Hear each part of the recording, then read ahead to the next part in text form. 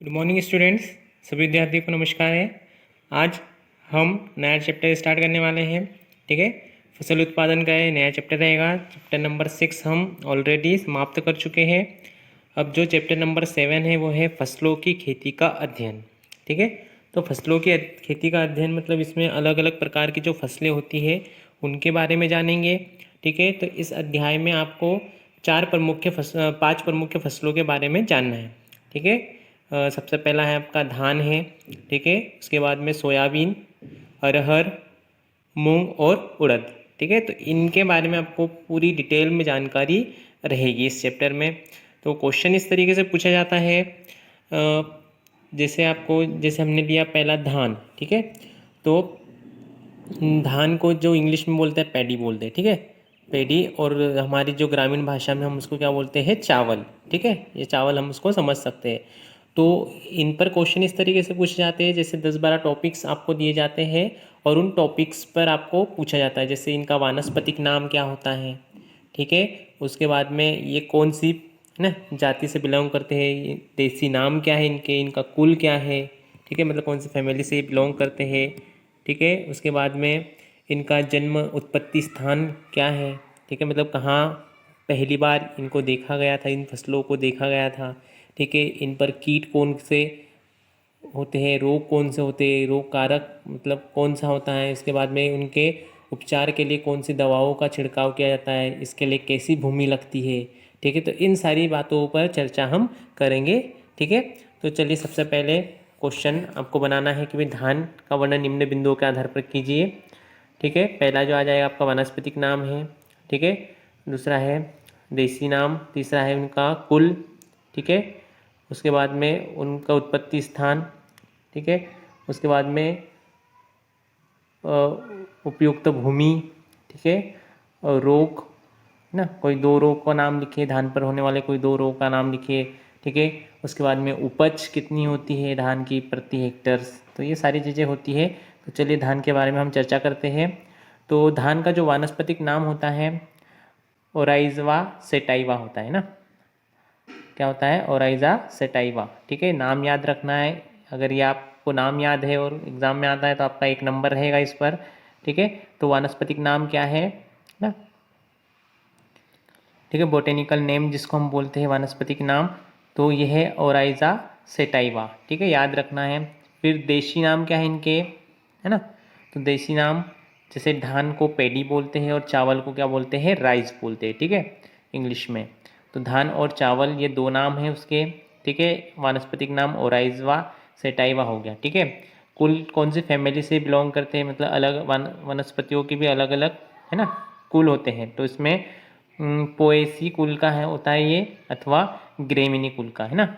कौन सी कुल का, पोएसी अथवा ग्रेमिनी कुल का। ठीक है, तो ग्रेमिनी कुल याद रखना है आपको कि ग्रेमिनी कुल का होता है। धान जो फसल होती है कौन से कुल की है, तो ग्रेमिनी कुल की होती है।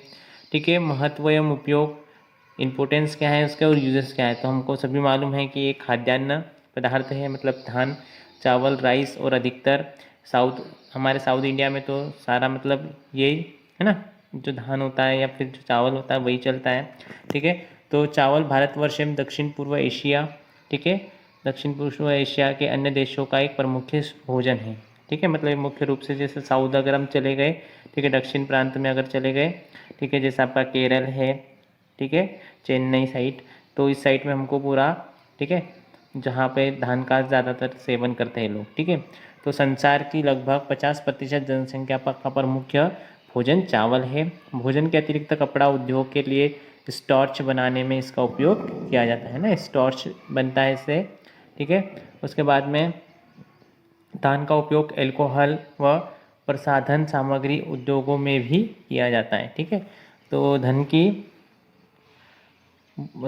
की भूसी से प्राप्त वसीय तेल खाना बनाने के काम में आता है ना, ब्रेन ऑयल जिसको हम बोलते हैं। इसकी भूसी जलाने के अतिरिक्त कागज व गद्दा निर्माण में भी प्रयुक्त की जाती है। इसकी भूसी पशुओं के चारे, पशुओं के छिड़कावन, खाद बनाने एवं कांच आदि के सामान की पैकिंग में भी उपयोग की जाती है। ठीक है, अब इसका उद्भवन है ना, उद्भव मतलब ओरिजिन क्या है, मतलब धान की उत्पत्ति कहाँ से मानी गई है। ठीक है, तो जो धान की उत्पत्ति है अधिकतर वैज्ञानिकों का मानना है कि ये भारत से उत्पन्न हुई है ना। ठीक है, मतलब भारत से इसका फैलाव हुआ है। ठीक है, तो धान की उत्पत्ति के विषय में अतिरिक्त रूप से कुछ कहना असंभव है ना, नहीं है। ठीक है, पार्थ सारथी है ना, मतलब एक साइंटिस्ट थे के अनुसार भारत में धान की खेती का प्रारंभ कब से हुआ था, तो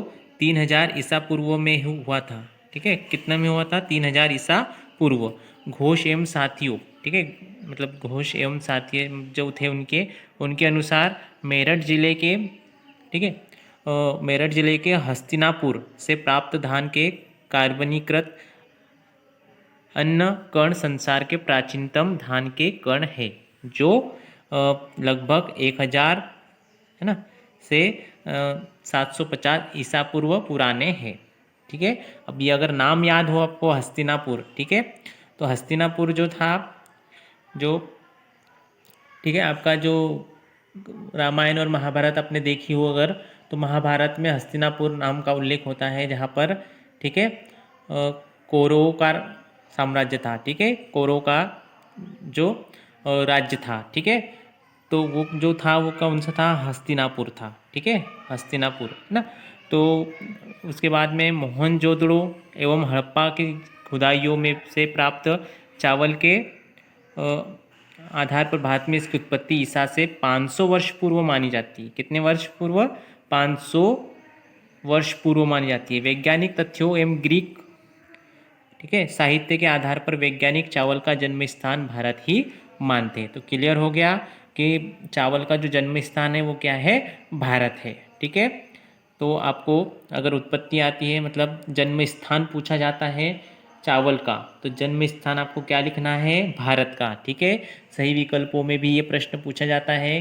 ठीक है, कि भाई धान का जन्म स्थान खालिस्तान है, तो आपको वहाँ पे क्या फिल करना रहेगा, भारत फिल करना रहेगा, भारत आपको लिखना रहेगा। ठीक है, चलिए आगे बात करते हैं कि अगला जो है अब वो है भूमि। ठीक है, अब धान की खेती के लिए कैसी भूमि लगती है, तो धान की खेती के लिए अच्छे जल निकास वाली भारी दोमट मृदा सबसे, ठीक है, अच्छी मानी जाती है। ठीक है, मतलब आपकी मिट्टी कैसा होना चाहिए, भारी दोमट मिट्टी होना चाहिए, जिसमें उचित मात्रा में क्या हो जाना चाहिए, जल का निकास हो जाना चाहिए। क्षारीय या हल्की दोमट मृदाओं में भी धान को सफलतापूर्वक उगाया जा सकता है। ठीक है, मतलब क्षारीय या फिर हल्की दोमट मृदा भी है तो वहाँ पे भी चावल को उगाया जा सकता है, धान को उगाया जा सकता है। जल धारण की कम क्षमता वाली अथवा जीवांश पदार्थ की कमी वाली मृदा में धान की खेती नहीं की जा सकती। ठीक है, मतलब ज़्यादा अगर ठीक है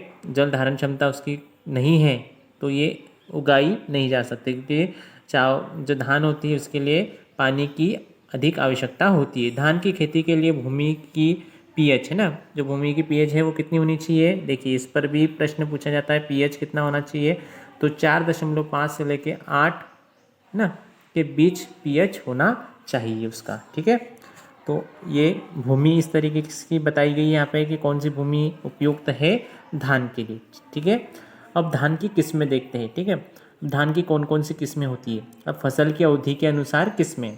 ठीक है, फसल की अवधि मतलब उसका जो समय है फसल का उसके अनुसार, तो अगेती अथवा क्वारी जातियाँ है ना, ईयरली वेराइटीज़ है ना, तो ईयरली वेराइटीज़ मतलब जो समय के थोड़ा सा पूर्व आ जाती है उसको हम बोलते हैं।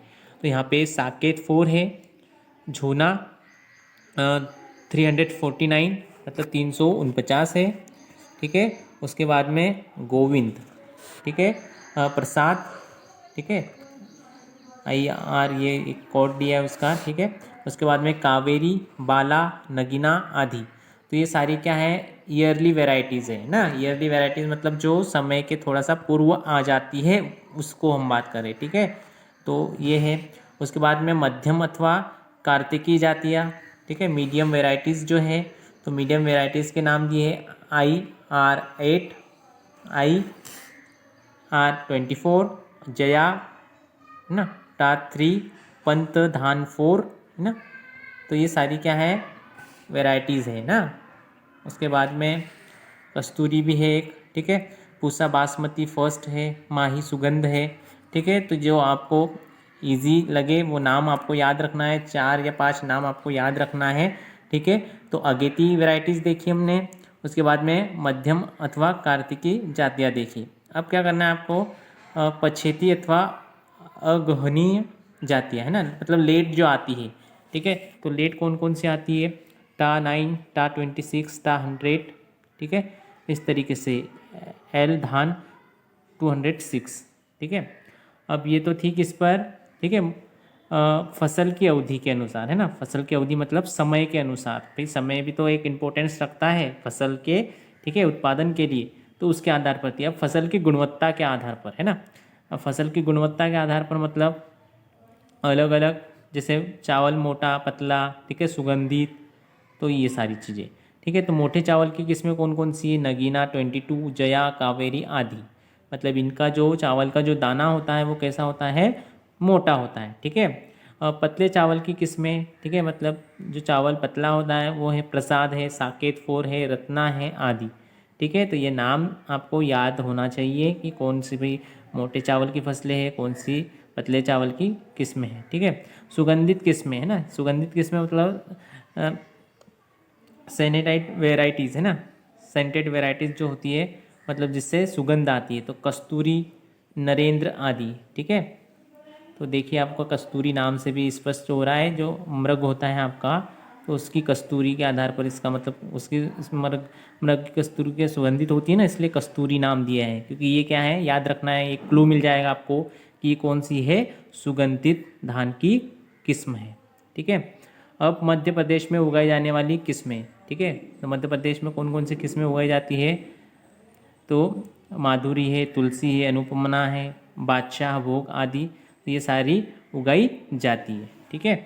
अब बात करते हैं खाद एवं उर्वरक की, है ना, मतलब इनको कौन सा खाद प्रोवाइड किया जाता है और उर्वरक, क्योंकि ये भी इंपॉर्टेंट टॉपिक है और ये पूछा जाता है आपको एग्जाम में कि खाद और उर्वरक क्या है, ठीक है। तो मृदा परीक्षण के अनुसार व उर्वरक की मात्रा निर्धारित की जाती है ना। मिट्टी परीक्षण होने के बाद में क्या होता है कि भाई कौन से पोषक तत्वों की आपकी मिट्टी में कमी है या फिर अधिकता है, तो ये किसके माध्यम से आपको पता चलेगा, तो ये मृदा परीक्षण के द्वारा आपको पता चल जाएगा, ठीक है। तो धान की बोनी जातियों